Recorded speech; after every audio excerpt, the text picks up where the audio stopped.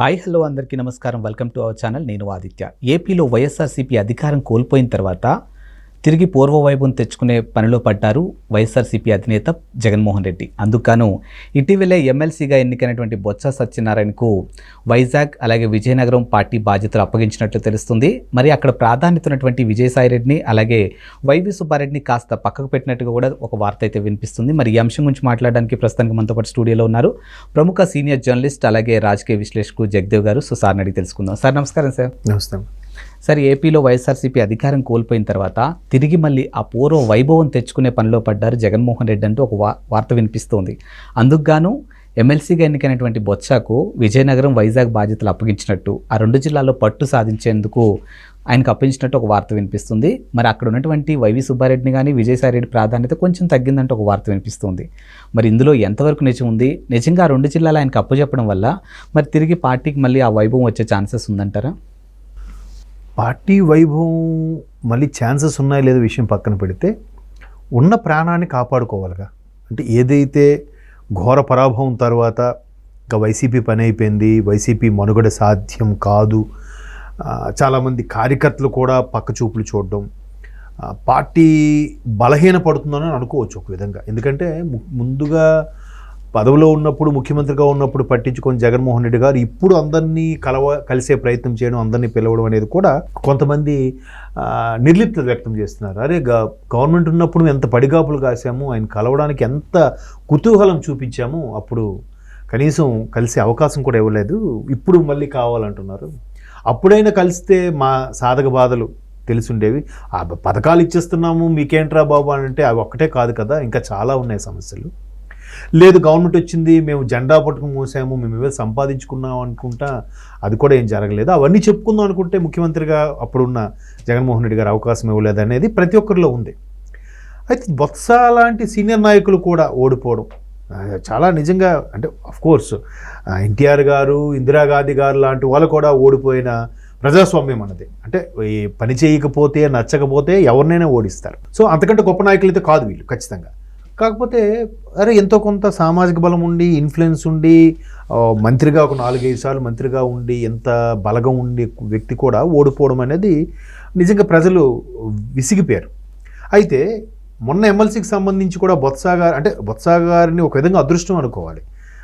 ఎప్పుడు ఏ గవర్నమెంట్ వచ్చినా ఆయనే మంత్రిగా ఉండి ఈసారికి రెస్ట్ తీసుకుంటున్నారు అనుకున్న టైంలో మరలా ఎమ్మెల్సీగా ఆయన్ని పెట్టుకోవడం, ఏకగ్రీవ ఎన్నిక అవ్వడం. మరి కూటమి ఎటువంటి ఆలోచనలు చేస్తుంది, రాబోయే రోజుల్లో ఎటువంటి నిర్ణయాలు తీసుకోబోతుంది, లేదా బొత్స గారే ఏమైనా యూటర్న్ తీసుకోబోతారా అనే సందేహాలు కూడా ఉన్నాయి చాలామందిలో. లేదంటే కూటమి ఎందుకు అసలు ఇప్పటికే కూటమిలో చాలామందికి నామినేటెడ్ పోస్టులు కానీ, త్యాగాలకు ఫలితంగా వేరే పోస్టులు కానీ ఆశిస్తున్న నేపథ్యంలో అసలు ఇక్కడ పోటీ చేయకపోవడం ఏంటి? ఇప్పటికీ అర్థం కాని క్వశ్చనే కదా అది. సరే, ఇట్లా జరుగుతున్న నేపథ్యంలో బొత్స గారు ఎవరో ఒకరు మైనార్టీకి చెందిన వ్యక్తి ఇండిపెండెంట్గా నిలబడ్డారు. బట్ ఆయన కూడా సెటిల్ చేశారో లేదంటే తప్పించారో అవన్నీ తెలియదు మనకి పూర్తిగా. ఏకగ్రీవంగా ఎన్నికయ్యారు. సో ఏకగ్రీవం ఎన్నికయ్యారు కాబట్టి పార్టీ ఏం ఆలోచిస్తుంది, అరే ఆయనకి మంచి గ్రిప్ ఉంది అందుకే గెలిచేశారేమో అని అనుకుంటున్నారు. కానీ వీళ్ళు అలా అనుకుంటున్నారు. సరే, ఈ బలంతోనే, ఈ బలగంతోనే ఒకసారి బొత్స గారు లాంటి వ్యక్తికి అక్కడ జిల్లాలు, ఉత్తరాంధ్రకు సంబంధించిన జిల్లాల మీద ఆధిపత్యం కానీ, ఉత్తరాంధ్రకు సంబంధించిన జిల్లాల మీద మొత్తం ఇన్ఛార్జిగా కానీ నియమిస్తే ఇతను పార్టీని బలోపేతం చేస్తాడు, కార్యకర్తల సభ్యత్వం సంఖ్యను పెంచుతాడు, లేదా ఉన్న కార్యకర్తలని పక్క పార్టీకి వెళ్ళిపోకుండా, డైవర్ట్ అవ్వకుండా కాపాడుకోగలుగుతాడు అనే నమ్మకం అయితే ఆయన మీద ఉంచారు. బట్ ఆ నమ్మకం ఎంతవరకు సమంజసం అనేది అక్కడ ఉన్న స్థానికంగా ఉండే ఉత్తరాంధ్ర ప్రజలు మాత్రం పెదవి విరుస్తున్నారు. ఎందుకు పెదవి విరుస్తున్నారంటే మొన్న ఎన్నికలకు ముందు కూడా, అంటే అక్కడ స్థానికంగా కొంతమంది మిత్రులు చెప్పిన సమాచారం ప్రకారం బొత్స గారు ఇండైరెక్ట్గా, అంటే బొత్స గారే కాదు కొంతమంది పార్టీ నాయకులు కూడా మనకి ఎస్పెషల్లీ సామాజిక వర్గం సంబంధించిన మీటింగ్లు పెట్టుకున్నప్పుడు కూడా మనకి ఇది న్యాయం చేయండి, ఈసారి గవర్నమెంట్ వస్తే మనకు మంచి న్యాయం చేస్తా, మన సామాజిక వర్గం చేస్తా అన్నప్పుడు కూడా చాలామంది పెదవి విరిచారు. ఇంకొంతమంది ఎస్పెషల్లీ టీచర్స్ ఉద్యోగులతో మీటింగ్ కూడా పెట్టారట. పెట్టినప్పుడు అక్కడ బొత్స గారికి కొంతమంది టీచర్స్ ప్రశ్నలు కూడా వేశారు. అయ్యా ఏంటిది గవర్నమెంట్ ఎంప్లాయీస్ అంటే బాగా ఇబ్బంది పెట్టేస్తున్నారు, దానికి మీరైనా కొద్దిగా చెక్ పెట్టాలని. ఖచ్చితంగా చూస్తాను చేస్తానని చెప్పారు కానీ చెక్ పెట్టలేకపోయారు. ఉపాధ్యాయులకి కానీ ఉద్యోగులకి న్యాయం చేయలేకపోయారు అనే అరే ఎంత చెప్పామో ఈయనేం చేయలేకపోయారు. మేబీ జగన్మోహన్ రెడ్డి గారిని ఒప్పించలేకపోయారా, లేదా జగన్మోహన్ రెడ్డి గారు బొత్స గారు మాట వినలేదా? సో అట్లా విన్నప్పుడు మీరు అదే పార్టీలో కొనసాగితే మేము మీకు ఎందుకు సపోర్ట్ ఇవ్వాలి అని లోపాయకరంగా అనుకునే వాళ్ళు ఉన్నారు బయట పడకపోయినా. మొన్న అందుకే కదా బయట పడకుండా సైలెంట్గా ఉండే కదా ఈ మొత్తం ఓట్లను అడుగుద్దేశారు. ఇప్పుడు అక్కడ ఇంకెవరు లేరు కాబట్టి 200 ఓట్లలో 100 ఓట్లు వచ్చినా ఆయనే ఏకగ్రీవం ఎన్నిక. ఇంకెవరూ లేకపోతే ఎవరు ఓటు అయిపోయినా కూడా యునానిమస్గా ప్రకటించేస్తారు. సో ఒకవేళ ఓటింగ్ ప్రక్రియ జరిగితే ఇంకేం జరిగేదో.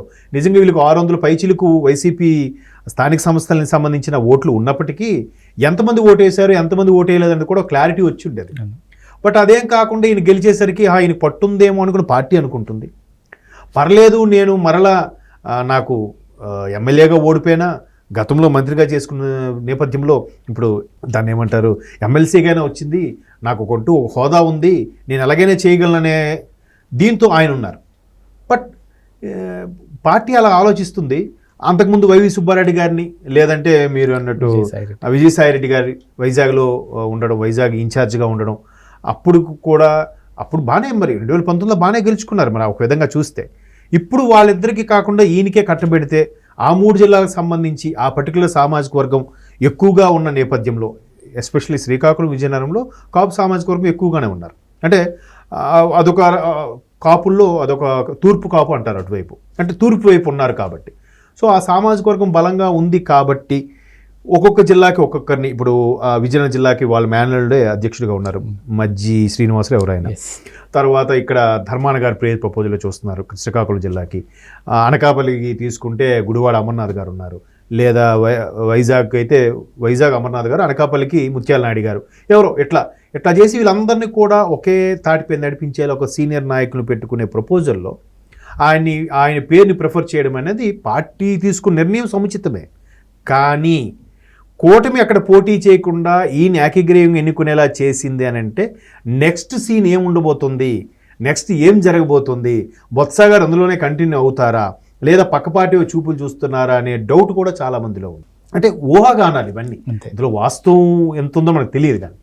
సో బట్ మొత్తానికి ఆయనకి సీనియర్ నాయకులుగా మొదటి నుంచి కూడా ఉత్తరాంధ్రకు సంబంధించి ఉత్తరాంధ్రలో చెప్పుకోదగ్గ మినిస్టర్ లీడర్ అనగానే ఫస్ట్ బొత్స గారి పేరే గుర్తొస్తుంది. సో ఆ నేము ఫేమ్ ఉన్నాయి కాబట్టి ఈయన పార్టీలో ఉన్న వాళ్ళని బయటికి వెళ్ళిపోకుండా అయినా కనీసం కాపాడగలిగితే చాలు కదా. ఉన్న పార్టీని కాపాడుకోగలిగితే, ఉన్న కార్యకర్తల్ని పార్టీలో నిలబెట్టుకోగలిగితే చాలు. సో ఇటువంటి నేపథ్యంలో అందుకే ఆయన కట్టబెట్టుంటారని నేను అనుకుంటున్నాను. బట్ రకరకాల వార్తలు అయితే స్థానికంగా వేరే రకంగా వినిపిస్తున్నాయి. చూద్దాం మరి ఏం జరుగుతుంది అనేది. ఇప్పటికే వైఎస్ఆర్సీపీలో వర్గపోరు ఉందంటూ ఒక వాదన అయితే వినిపిస్తూ ఉంది మొదటి నుంచి కూడా. దాని ఇంపాక్ట్తోనే ఈరోజు వైఎస్ఆర్సీపీ అధికారం కోల్పోయిందని అంటారు. సో ఇప్పుడు ఇదే కనుక జరిగితే మాత్రానికి, ఇప్పుడు వైవి సుబ్బారెడ్డి గారిని లేకపోతే విజయసాయి రెడ్డి గారిని పక్కకు తొలగిస్తే మాత్రానికి ఈ వర్గపోరు పెరిగే ఛాన్సెస్ ఏం లేదంటారా? వర్గపోరు అంతగా పెరగదు. ఎందుకంటే వీళ్ళిద్దరూ వైవి సుబ్బారెడ్డి గారు విజయసాయి రెడ్డి గారు అక్కడ స్థానికంగా ఉండే నాయకులు కాదు. ఈయన అక్కడ స్థానికంగా ఉండే వ్యక్తి కాబట్టి అంతగా వర్గపోరు రాదని నా అభిప్రాయం. బట్ అందరికీ సమంజసంగా చేసి అందరిని ఒక తాటి మీద తీసుకొచ్చే ఇప్పుడు సీనియర్ అయ్యేసరికి ఇటువైపు ఎంత పలుకుబడి ఏమున్నా కూడా అరే మనకన్నా సీనియర్ అని ఒక చిన్న రెస్పెక్ట్, వయసులో పెద్దవాడు పైగా అనుభవంలో కూడా పెద్దతను కాబట్టి ఆటోమేటిక్గా మిగతా నాయకులు కూడా ఆయన రూట్లోకి వెళ్ళిపోయే అవకాశం ఉంటుంది. పైగా అదే గవర్నమెంట్ ఉందనుకోండి, మిగతా నాయకులు ఆ రూట్లోకి వెళ్ళరు. ఆయన చెప్పేదండి మేము గవర్నమెంట్లో ఉన్నాం కదా, మేము గవర్నమెంట్లో ప్రతినిధులమే కదా అని ఫీలింగ్ ఉంటుంది. ఇప్పుడు గవర్నమెంట్ లేదు, ఎవరికి పదవులు లేవు, ఆయన ఒక్కడికి ఒక ఆథరైజ్డ్ పదవి ఉంది ఎమ్మెల్సీగా. సో ఖచ్చితంగా సీనియర్గా పదవి ఉన్న నేపథ్యంలో ఆయన మాట వినే ఛాన్సెస్ ఉన్నాయని అనిపిస్తుంది. వర్గపోరు అంతగా ఉండకపోవచ్చు, ఉత్తరాంధ్ర వరకు అంత కమ్యూనిటీ పరంగా అంతగా ఉండదు.